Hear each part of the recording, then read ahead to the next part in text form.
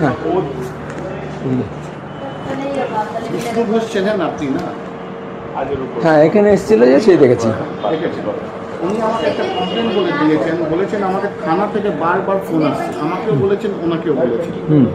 আমি অলরেডি সকালে SME department এলএচওকে জানিয়ে দিয়েছি, ঠিক আছে? তো আপনার দিক থেকে কোনো ট্রিগারিং হয়েছে থানাতে?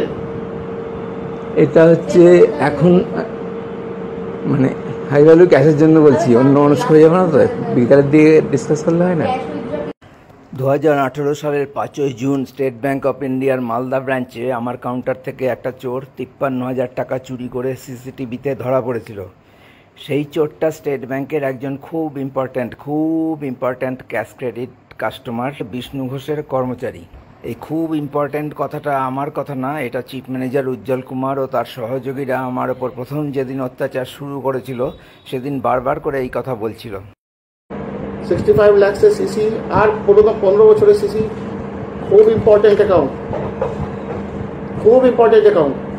আমার নাম Debabrata Das, state bank of ইন্ডিয়াতে চাকরি করতাম। আমার কাউন্টার থেকে 53,000 টাকা চুরি করে চোর ধরা পড়ার ফলে কর্তৃপক্ষের দ্বারা নির্মমভাবে অত্যাচারিত ও অপমানিত হয়ে চাকরি হারানো এই দেশের প্রথম এবং একমাত্র ব্যক্তি।